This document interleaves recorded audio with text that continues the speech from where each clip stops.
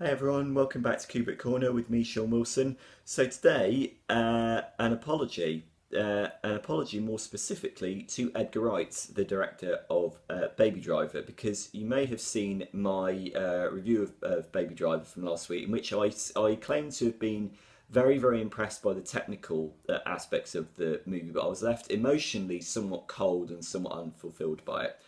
I subsequently saw the film again last night, and I have to confess that I was wrong. And this is a thing, this is an interesting thing with reviewing films for a living as opposed to just casually watching them.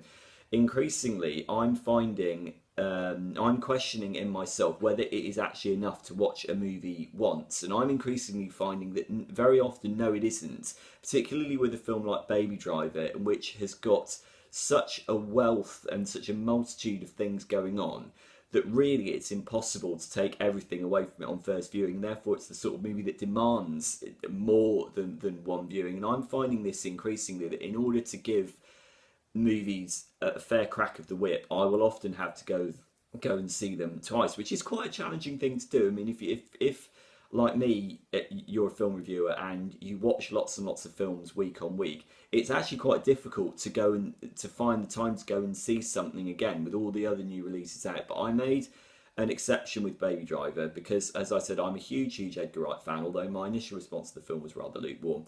I have to say, on the second viewing, it's a lot better than I first thought. In fact, it's quite clearly one of Edgar Wright's best films. Although saying that, I don't think he has actually made a really bad film yet. I mean, a lot of people I know debate the merits of The World's End. I really like The World's End, and I know Scott Pilgrim wasn't a massive box office hit when it came out, but that's really developed a cult following.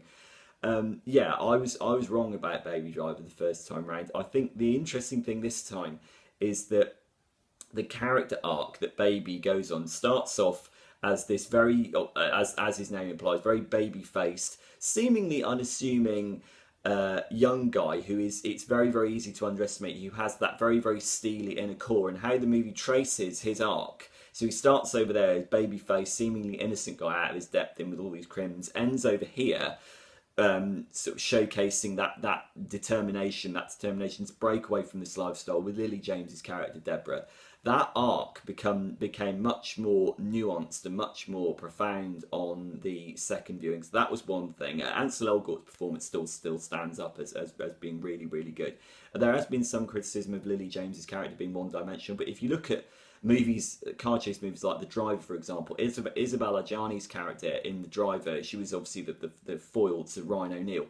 That's very often a convention of car chase movies. You have the flip side, you have the light and the dark, the innocent and the dark side, and that Lily James's character in Baby Driver very much falls in line with that. So I don't agree with any criticism there.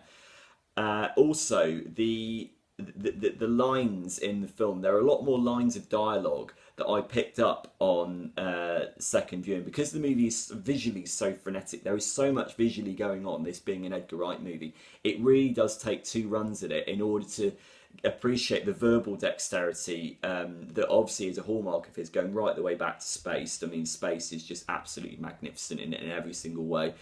The one of the, particularly the lines that Jamie Foxx gets, which is you don't need a score for a score, referring to the fact that Baby always has his earbuds in when he's committing these getaways.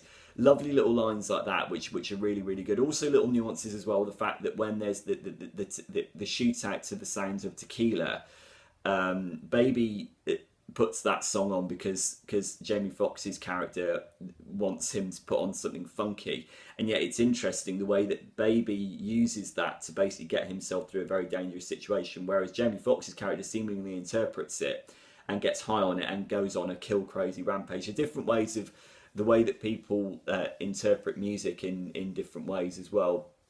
Also, the way that it was a much more euphoric experience the second time round as well. The way that we like to imagine our lives playing out as a musical, the way we like to imagine our lives playing out to the sound of a cinematic soundtrack. I mean, that's an endorphin rush. Everyone has felt that.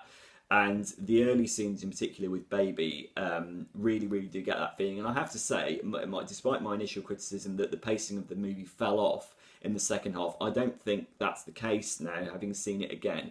I think the use of music is much more consistently traced throughout the story than my initial impression. It is certainly true that the story gets darker, but I think the soundtrack darkens and matures as the story goes on as well. So I think it's a much more structurally consistent movie the second time round. I appreciated the performances a lot more. I appreciated the writing a lot more in addition to the visuals.